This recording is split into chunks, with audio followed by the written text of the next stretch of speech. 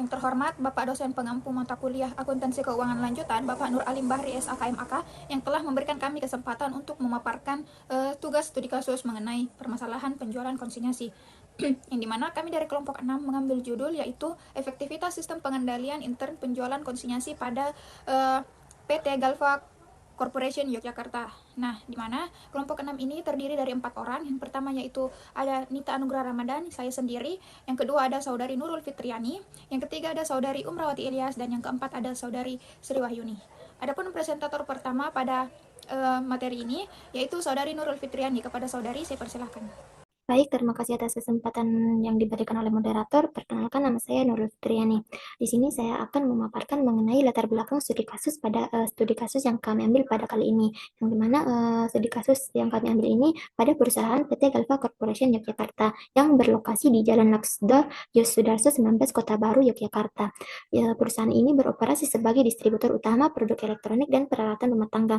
Dalam upaya mendistribusikan produknya, perusahaan ini menerapkan sistem penjualan konsinyasi untuk melayani ratusan toko yang tersebar di wilayah daerah istimewa Yogyakarta dan sekitarnya.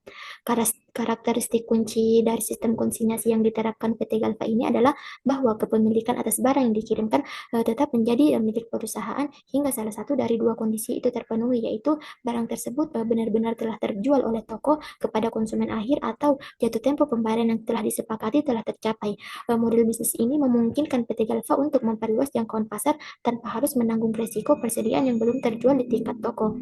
Namun, sekaligus menuntut sistem pengendalian internal yang ketat untuk memastikan pencatatan penjualan dan perpindahan kepemilikan dicatat secara akurat dan tepat waktu. Yang selanjutnya yaitu identifikasi masalah, yang mana masalah utama dalam sistem penjualan konsinyasi ini terletak pada kegagalan mekanisme pengembalian dokumen kunci, yaitu delivery not return. Dalam proses konsinyasi, delivery note ini berfungsi sebagai satu-satunya bukti sah pengiriman barang dari perusahaan ke toko agar penjualan barang tersebut itu dapat diakui secara resmi dalam pembukuan perusahaan dan perpindahan kepemilikan stok dapat dicatat. Delivery note ini wajib dikembalikan oleh pihak toko dalam bentuk delivery note return yang telah ditandatangani. Namun hasil pengujian sampel dokumen umum penjualan laporan atau DUPL pada tahun 2005 mengungkapkan adanya kelemahan pengendalian internal yang serius, di mana dari 60 sampel yang diuji, sejumlah 38 delivery note return belum dikembalikan ke perusahaan. Ketidaktersediaan dokumen ini secara langsung menghambat pencatatan penjualan dan pemutakhiran stok, yang mana menimbulkan risiko bahwa barang sudah terjual namun perusahaan masih mencatatnya sebagai stok milik sendiri, yang berujung pada potensi kerugian dan ketidakakuratan laporan keuangan.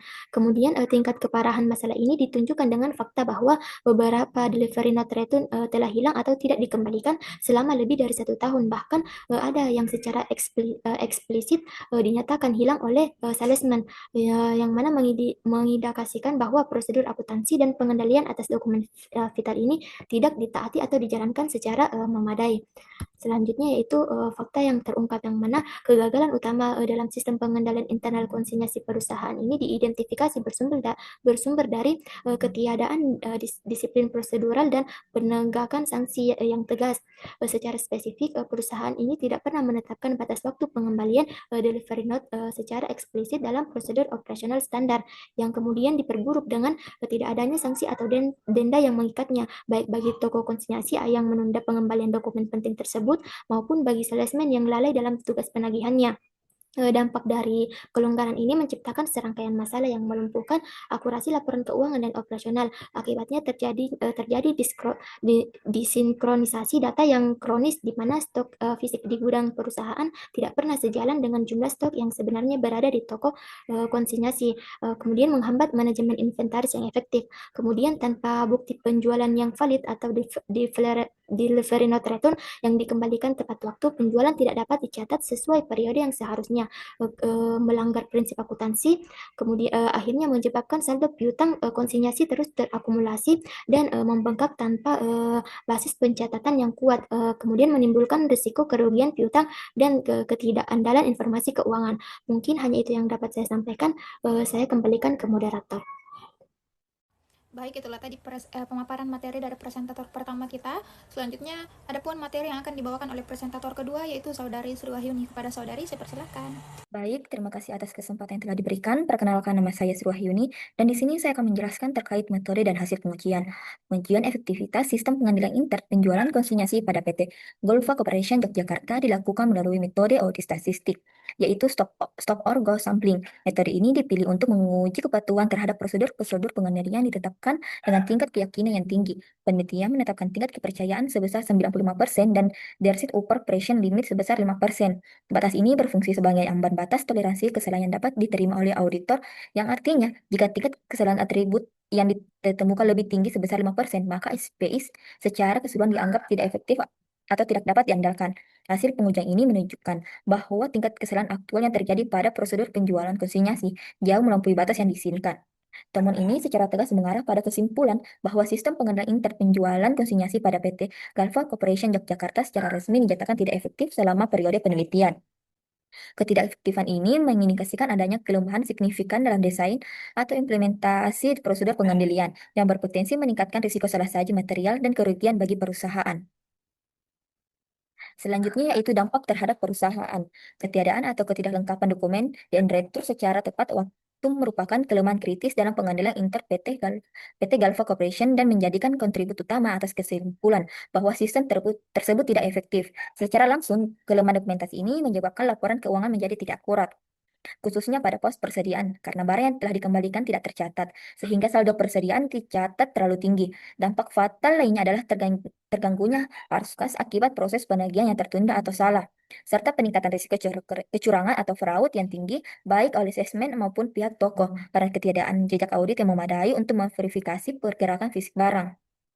Selain kerugian operasional dan finansial, kelemahan ini juga menyulitkan auditor dalam melaksanakan tugasnya, baik dalam proses konfirmasi saldo piutang maupun verifikasi fisik stok, karena tidak ada dokumen pendukung yang andal untuk memverifikasi klaim atas keberadaan persediaan.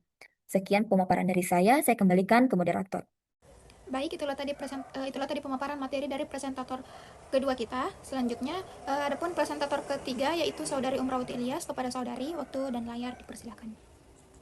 Baik, terima kasih atas kesempatan yang telah diberikan oleh moderator. Perkenalkan, saya Umrawati Ilyas. Pada slide ini, saya akan menjelaskan penyebab kegagalan, yang dimana pada bagian ini, kita melihat beberapa faktor utama yang menyebabkan proses pengelolaan dokumen tidak berjalan dengan baik, seperti tidak ada batas waktu yang jelas untuk mengembalikan dokumen, yang mengakibatkan banyak dokumen yang terlambat kembali atau bahkan tidak kembali sama sekali. Selain itu, tidak ada aturan atau sanksi yang tegas bagi pihak yang tidak mengembalikan dokumen tepat waktu, sehingga kedisiplinan menjadi lemah, serta sistem pencatatan atau registrasi dokumen juga belum optimal karena tidak ada tindak lanjut rutin terhadap dokumen delivery note yang belum dikembalikan, sehingga perusahaan kesulitan memantau dokumen mana yang sudah kembali dan mana yang belum.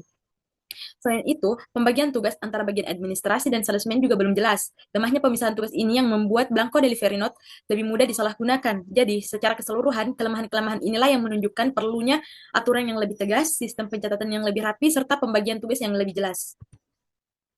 Baik, adapun solusi permasalahan, yang dimana solusi dari masalah ini yaitu perusahaan disarankan menetapkan batas waktu pengembalian delivery note maksimal 14 hari setelah pengiriman. Jika ada toko yang mengembalikan delivery note, perusahaan juga dapat memberikan denda sebesar 0,5% per minggu, sebagaimana bentuk penegasan yang telah ditentukan. Komisi untuk salesman juga sebaiknya hanya dicairkan setelah seluruh delivery note retur sudah lengkap. Selain itu, perusahaan perlu membuat membuat daftar harian untuk memantau delivery note yang belum kembali dan menggunakan nomor urut tercetak agar lebih mudah dilacak.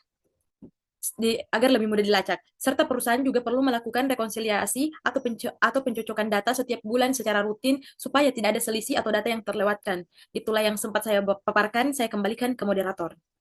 Baik, itulah tadi pemaparan materi dari Saudari Umrawati Ilyas. Adapun kesimpulan dari materi presentasi kali ini yaitu kasus PT Galva Corporation Yogyakarta tahun 2004 sampai tahun 2005 yang menjadi bukti nyata bahwa satu titik lemah pengendalian pada proses pengembalian dokumen konsinyasi penjualan dapat menyebabkan seluruh sistem pengendalian intern menjadi tidak efektif walaupun elemen-elemennya sudah berjalan dengan baik. Mungkin hanya itu yang dapat kami paparkan. Kurang dan lebihnya mohon dimaafkan. Wassalamualaikum warahmatullahi wabarakatuh.